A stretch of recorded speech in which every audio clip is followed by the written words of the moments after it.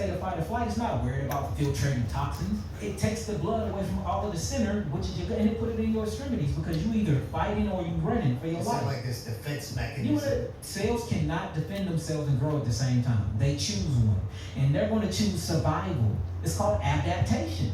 They're going to choose survival mode. So now you're not growing. First thing I try to go after is the mindset. Once the reprogramming comes, the herbs is the easy part. And a lot of people think herbs heal. Herbs do not heal. The body heals itself. What herbs do is herbs tone, they strengthen, and they help influence detoxification. But the herbs don't detox you. The herbs connect with enzymes, and the enzymes that's already within your molecular structure turn on the detoxification. So let me ask you this. Would you say the herbs are signaling? Energetic, signaling.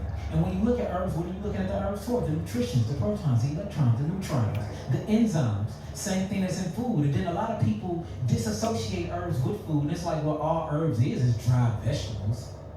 So once you really start just looking at it, not from a scientific lens, but you take your intellectual cap off and you just go in nature and you be real simplistic about it. Healing is simple. It really is. We making it hard, man. Would you say that stress can kill somebody? Stress does kill. Stress kills. Is there a difference between good stress and bad stress? The body needs stress. Stress is very, very important as well.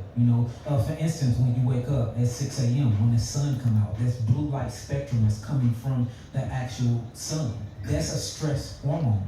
6 a.m. to 10 a.m., cortisol rise. Cortisol is a steroid hormone that helps regulate the metabolic and immune pathways of our body. Cortisol belongs to the glucocorticoid class of hormones produced by a pair of adrenal glands which are located above each kidney.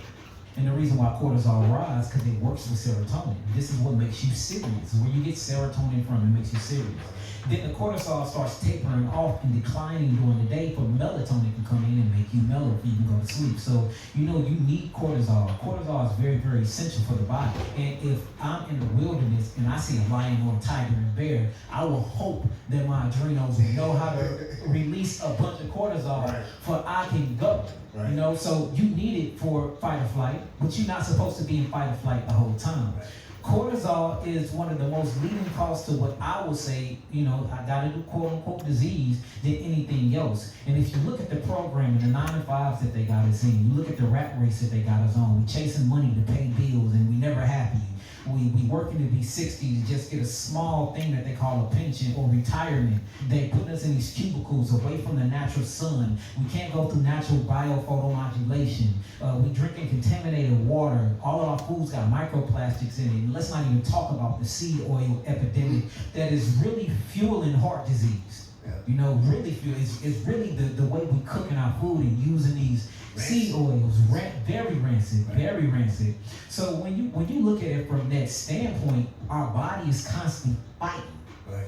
So we in a state of fight or flight 24 hours out of the day, when technically, according to the circadian rhythm, you only supposed to be in a light stage of fight or flight for 2 to 4 hours a day, unless you're in the wilderness and you're running from your life.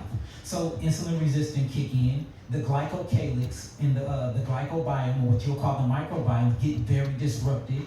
You start getting all of these different symptomologies, and then what we do is we run to the doctor to get our symptomologies checked out, and they will give a name to those symptomologies called a disease. But if you look at what the body's doing, the body is constantly trying to recalibrate and regulate itself, which is a healing mechanism, a healing response.